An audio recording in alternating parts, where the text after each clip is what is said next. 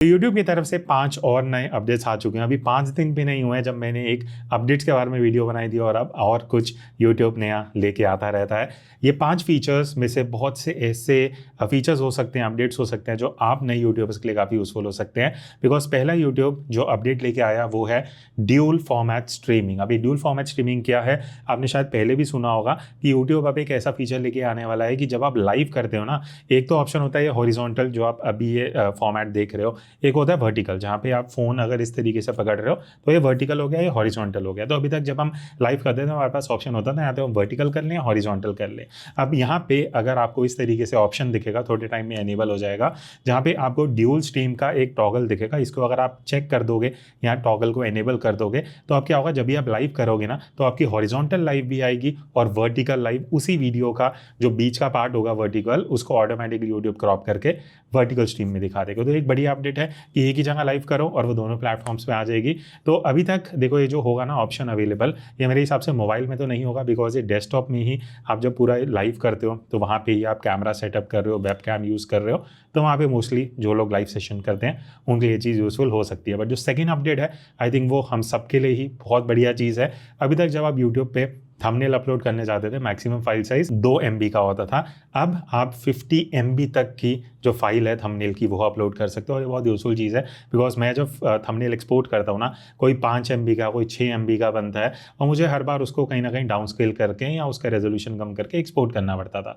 अब आप 50 मेगापिक्सल के थंबनेल अपलोड कर सकते हो एंड आई थिंक ये बढ़िया चीज़ है। अब आपके जो थंबनेल्स हैं वो हाई रेजोल्यूशन में दिखेंगे और ये यूट्यूब इसलिए भी कर रहा है बिकॉज अब धीरे धीरे ना यूट्यूब जो टीवी का एक्सपीरियंस है ना बड़ी स्क्रीन का, वो बेटर करना चाह रहा है, जिस वजह से अब ये हो रहा है। और यहाँ से ही थर्ड अपडेट भी कहीं ना कहीं लिंक्ड है कि अब यूट्यूब आपकी जो पुरानी वीडियोस हैं जो 720p में होगा, 480p में या इवन 240p में, जो बहुत पहले वीडियोस अपलोड हुई होंगी ना लो रेजोल्यूशन की, यूट्यूब उसको ऑटोमेटिकली अपस्केल कर देगा। अपस्केल मतलब मैक्सिमम 1080p रेजोल्यूशन पे वो वीडियो सब दिखाई जाएंगी, लोग उनको प्रीव्यू कर सकते हैं, भले ही आपने 480p में अपलोड किया है, बट AI को यूज़ करके अब जो यूट्यूब है उसको अपस्केल करेगा वीडियोज़ को, जो आपके व्यूअर्स हैं वो उसको अप टू 1080p में देख सकते हैं। और इसको यूट्यूब सुपर रेजोल्यूशन करके बोल रहा है, जो आई थिंक एक बढ़िया स्टेप है, बिकॉज जो बहुत पुराना कंटेंट है जहाँ पे लोग अब अगर फ़ोन पे भी देख रहे हैं, बड़ी स्क्रीन में भी देख रहे हैं, तो रेजोल्यूशन अच्छा नहीं आता। आई थिंक AI को यूज़ करके ये एक बढ़िया यूज़ है जो यूट्यूब कर रहा है। अगला अपडेट है पेड वर्सेस ऑर्गेनिक व्यूज़ को लेके।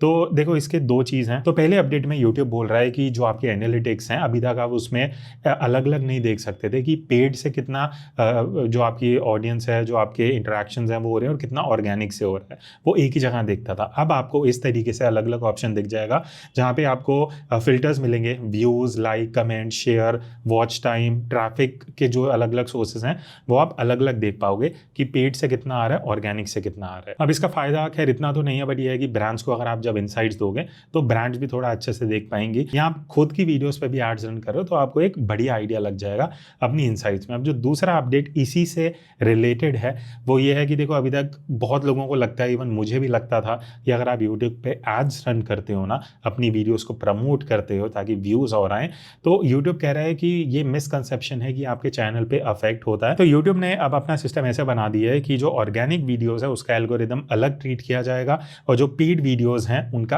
अलग एल्गोरिदम ट्रीट किया जाएगा। और अगर ये अपडेट सही में यूट्यूब अगर, क्योंकि यूट्यूब ने ऑफिशियली बोला और ये चीज़ हो रही है, तो मेरा भी अभी तक मानना यही था कि एड्स रन करना सही नहीं है, मैं बहुत लोगों को मना करता था, बट अब यूट्यूब अप्रोच चेंज कर रहा है बिकॉज यूट्यूब भी चाहता है कि लोग पे करें, अपनी वीडियोस पे व्यूज़ लेके आएँ। एंड यूट्यूब अब ये बोल रहा है कि ये एक मिसकंसेप्शन है कि आपके चैनल पे कुछ फ़र्क पड़ता है। देखो पहले मैं बोलूँगा मिसकंसेप्शन नहीं था, बिकॉज मैंने खुद देखा है और लोगों के चैनल्स पे भी देखा है टेस्ट करके कि जब आप एज रन करते हो ना एल्गोरिदम पे फ़र्क पड़ जाता है। बट अब यूट्यूब कह रहा है ऐसा कुछ भी नहीं है, तो आप फ्री होके जो अपनी वीडियोस हैं उनको प्रमोट कर सकते हो एंड देखते हैं आगे जाके ये चीज़ कैसे बेटर होती है। लास्ट और एक बहुत बड़ा अपडेट है AI से रिलेटेड। अब आप अपनी वीडियोज़ को एडिट कर सकते हो AI को यूज़ करके।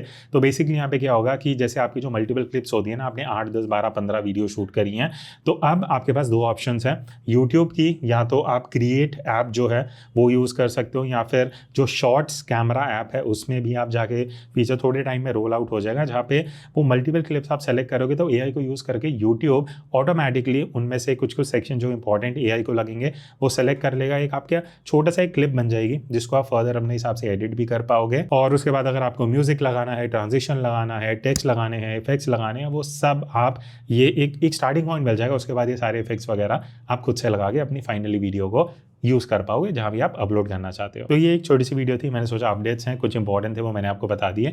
आई थिंक यूट्यूब की तरफ से 7 या 8 अपडेट आए थे, बट 2-3 बहुत माइनर थे तो मैंने कवर नहीं करे हैं। तो अगर आप नए हो ज्वाइन कर सकते हो, एंड कुछ भी फीडबैक है, कुछ सजेशन है, कमेंट्स में बता देना। मिलते हैं नेक्स्ट वीडियो में, तब तक take care and keep creating.